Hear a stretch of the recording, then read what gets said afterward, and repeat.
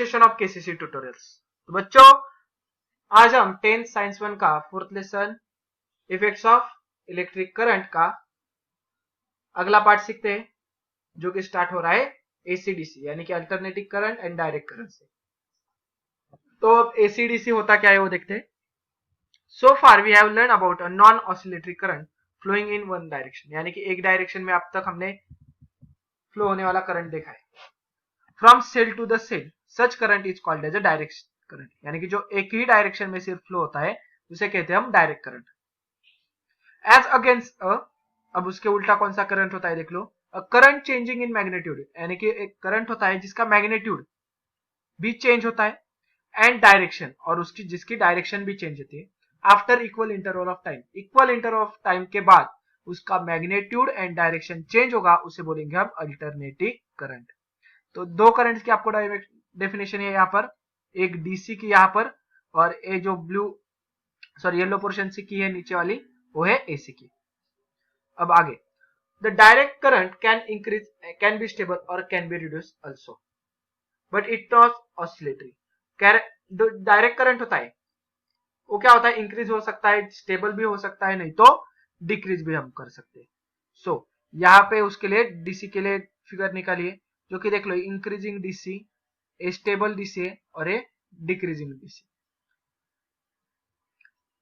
Alternating current is oscillatory, मगर एक ऐसे ऑसिलेशन से यानी कि टू एंड फ्रो मोशन होती है ए वाली। It increase to a maximum, तो पहले क्या होगा, 0 पे होगा, तो इंक्रीज टू द मैक्सिमम, ये होगा maximum point. In other direction, sorry, it increase to the maximum then reduce to the 0, अब 0 पे आ गया यहाँ पे again, and increase to maximum, again increase होगा मैक्सिमम के लिए, मगर इन अदर डायरेक्शन यानी कि उल्टी डायरेक्शन में नीचे, अगेन रिड्यूस टू 0, 0 पे आ गया, ये हो गई उसकी वन साइकिल। तो यहाँ पे ऊपर जाएगा फिर 0, नीचे जाएगा फिर 0, ऊपर जाएगा वापिस 0, नीचे जाएगा वापिस 0, ऐसे ये अल्टरनेटिंग करंट ऑसिलेटरी करंट होता है। The oscillation of alternating current occurs in a sinusoidal manner with time and hence is shown by the symbol ऐसे। इस सिंबल से उसे डिनोट कर देते हैं क्योंकि वो साइन वेव, अब ये देख लो साइन वेव ऐसी होती है, आपको अभी नहीं है कुछ इसके बारे में ज्यादा। तो साइन वेव कैसे ऊपर जाते हैं नीचे जाते हैं, जैसे हम ड्राइंग में पहाड़ निकालते हैं वैसे।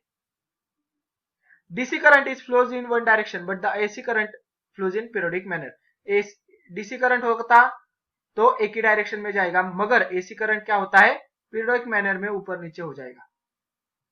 इन one cycle is in forward and reverse direction, ये हो गई forward direction, a reverse direction, then again forward direction, then reverse direction. नीचे क्या दिया है देख लो हमें। अब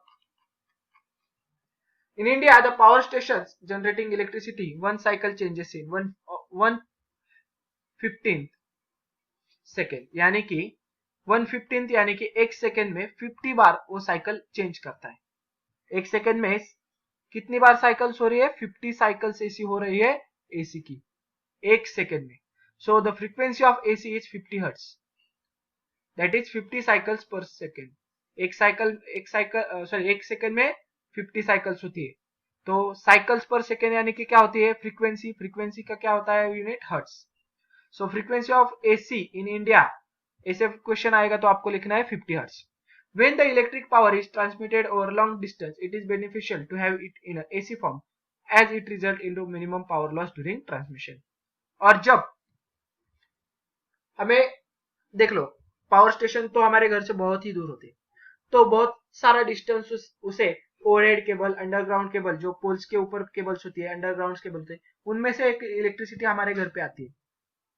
तो इसी बीच बहुत सारा करंट वेस्ट भी जाता है, इलेक्ट्रिसिटी बहुत सारा वेस्ट जाती है। तो इससे beneficial to have in AC form, AC form में बहुत बेनिफिशियल है, जिसके वजह से result into minimum power loss during transmission, transmission के वक्त मिनिमम लॉस होता है, कम लॉस होता है। यही हम डीसी भेज देंगे पावर स्टेशन टू हमारे घर से घर तक, तो बहुत ज्यादा मात्रा में इलेक्ट्रिसिटी कम होगी, यानी कि लॉस ज्यादा होगा। The home supply is of AC home supply कौन सा होता है, हमारे घर में जो सप्लाई आता है ओएसी में आता है। We have learn in previous class about the precautions to be taking while using electricity, और कौन कौन सी प्रिकॉशंस हमें लेनी है वो भी हमने करंट इलेक्ट्रिसिटी ए 9th का 3rd चैप्टर है उसमें हमने देखा है। अब इसके आगे वाला पॉइंट देखते हैं हम, देख लो, जो कि है हमारा इलेक्ट्रिक जनरेटर। जैसे मोटर हमने सीखा है वैसे ही जनरेटर, सिर्फ मोटर के उल्टा काम करता है। मोटर क्या करती थी, इलेक्ट्रिसिटी लेती थी और उसे कन्वर्ट कर देती थी mechanical energy. A device, electric motor क्या डेफिनेशन थी, a device which converts electric energy into a mechanical energy is called as electric motor. Same आपको उल्टा कर दो, a device which converts mechanical energy into electrical energy is called as generator. तो generator क्या form करेगा, electricity generate करता है। आपने बहुत बार सुना होगा जनरेटर, हमारे बैंक्स वगैरह जो हॉस्पिटल्स होते हैं उसके बाहर बड़े बड़े जनरेटर्स होते हैं, क्या करते हैं, इलेक्ट्रिसिटी पावर बैकअप के लिए इलेक्ट्रिसिटी भेजती है, तो उससे वक्त जनरेटर हमें यूज करते हैं। So let's start. We have seen the experiment based on electromagnetic induction. The current produced in this experiment was a very small magnitude. Electromagnetic induction में बहुत ही कम मात्रा में करंट होता है produce, but the same principle can be harnessed for the use of mankind to produce large current. But same experiment हम use करते हैं लार्ज करंट के लिए भी। Here mechanical energy is used to rotate the current carrying coil in a magnetic field. यानी कि क्या करेंगे हम, करंट कैरिंग कॉइल, जिस कॉइल में करंट है उसे हम घुमाने के लिए, रोटेट करने के लिए मैकेनिकल एनर्जी प्रोवाइड करेंगे। इसकी वजह से क्या होगा, तो ये जो कॉइल है अराउंड द एक्सेल रोटेट होनी चालू करेगी and thereby producing electricity. और हमने सीखा है अगर कंडक्टर घूमेगा और मैग्नेटिक फील्ड स्टेशनरी होगी तब भी इलेक्ट्रिसिटी प्रोड्यूस हो जाएगी। सो अब फिगर में देख लो 4.20 shows a copper wire ABCD kept between two poles of a piece of magnet. The two ends of the coil are connected to the conducting wire R1 and R2 via carbon brushes. अब ABCD rectangular loop में हमें मालूम है, यहाँ पे ABCD ऐसे, और इसके जो दो एंड्स आते हैं वो कंडक्टिंग रिंग। अब इसमें देख लो कंडक्टिंग रिंग यानी कि एक यहाँ पे रिंग होगी और इसके आगे एक्सेल पे दूसरी रिंग होगी। तो मैं अब बुक में से पढ़ता हूं और आपको फिगर में एक्सप्लेन करता हूं। तो डायरेक्टली मैं अगले पेज पर जाता हूं, मगर पिछले पेज का ही पढ़ने वाला हूं। देख लो second paragraph, figure 20 shows a copper wire ABCD। तो आपको यहाँ पे कॉपर वायर दिख रही है रेक्टेंगुलर लूप में, A, B, C और D, kept between two poles pieces of the magnet.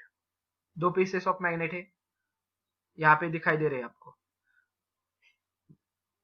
ए वाला और ए वाला। Then two ends of the coil are connected to the conducting ring R1 R2। देख लो यहाँ पे है R1, इसके आगे है R2 conducting rings. Then both the rings are fix to the axle. ये रिंग्स क्या है, फिक्स है, वो स्टेशनरी है। But there is a resistive coating in between the ring and the axle. मगर रिंग एंड एक्सेल यानी कि इसका जो इनर सरफेस है, इनर सरफेस जो रिंग का है वहां पे रेजिस्टिव कोटिंग है एक्सेल और रिंग के बीच में। Then the axle is rotated with the help of machine from outside.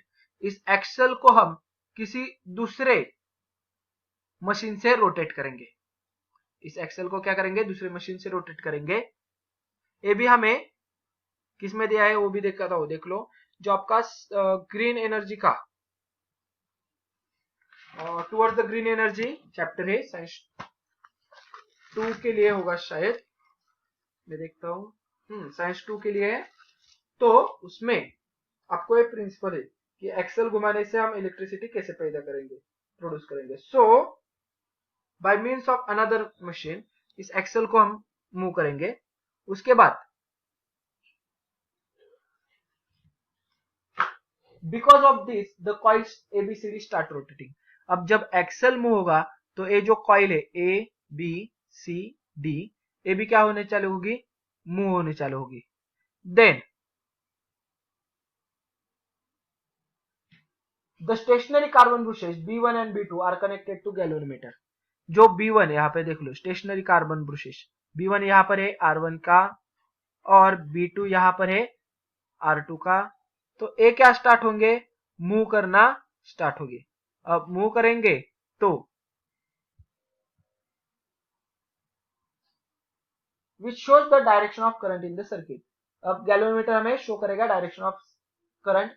Upon rotating the circuit the branch AB goes up and CD goes down. तो क्या होगा देख लो, जो AB है वो नीचे की तरफ जाएगा और जो CD है वो ऊपर की तरफ जाएगा, यानी कि एंटी क्लॉकवाइज यहाँ पे सेम मोशन होगी। एंटी क्लॉकवाइज AB नीचे, CD ऊपर। That is the coil ABCD rotates clockwise. ये क्या होगा, clockwise direction.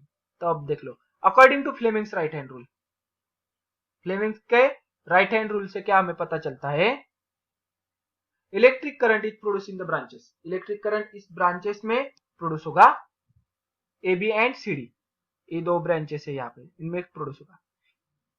A to B and C to D। कहां से जाएगा, A टू B जाएगा, B टू C जाएगा, C टू D जाएगा। Thus the current flowing in the direction ABCD. In the external circuit, the current flows from B to B1. और जो external circuit है देख लो, B यहाँ पे current है, यहाँ से गैल्वेनोमीटर से ऊपर और B1 को जाएगा, यहाँ से ABCD अगेन B2 को आएगा। करंट जहां से स्टार्ट हुआ था B2 से। If instead of one loop of coil, a coil consisting several turns is used, यानी कि वन लूप है तो उसकी जगह हम 2 लूप, 3 लूप, 6 लूप, बहुत सारे लूप्स यहाँ पे ऐसे लगा सकते हैं। उसकी वजह से क्या होगा, after one rotation the branch AB takes the place of branch CD। एक रोटेशन के बाद, हाफ रोटेशन के बाद जो AB है उसकी जगह CD, यानी कि यहाँ पर CD आएगा और CD की जगह AB लेगा। Therefore the current induced current will flow from, अब कैसे फ्लो होगा देख लो, एक्सटर्नल सर्किट से B2 टू B1, अब B1 तक आया है। अब लूप के लिए देखते हैं, यहां से जाएगा DCAB, DCAB, but the branch BA is always in contact with B1। मगर जो ब्रांच AB है ये किसके साथ कनेक्ट होनी चाहिए, B1 के साथ, और जो CD है वो किसके साथ कनेक्ट होगी, B2 के साथ। In the external circuit current flows from B1 to B2। मगर अब ये तो यहाँ पे गया था और यहाँ A पर गया, तो अब करंट कहां से फ्लो हो रहा है, B1 से B2। पिछली केस में कब कहां से कहा था, B2 से B1। तब फ्लो देख लो, दोनों केस बताता हूं। ABCD के वक्त B2 to B1 current flow होगा, और जब करंट ऐसा फ्लो होगा DCBA तब current B1 to B2 flow होगा। That is opposite to the previous half rotation. This repeat every after rotation, और एवरी आफ्टर रोटेशन के बाद ये रिपीट होगा and the alternative current is produce. अब देख लो ये उल्टा हो रहा है, डायरेक्शन उल्टी हो रही है ना, तो अल्टरनेट हो रही है, तो क्या कौन सा करंट फ्लो होगा, AC करंट। तो इसे बोलेंगे हम AC जनरेटर। AC जनरेटर यानी कि अल्टरनेटिंग करंट जनरेटर। अब हमें अगर DC करंट जनरेट करना है तो कैसे करेंगे, the DC does not change the direction in the external circuit. DC बनाना है तो एक्सटर्नल सर्किट में जो डायरेक्शन चेंज हो रही है वो हमें चेंज नहीं करनी।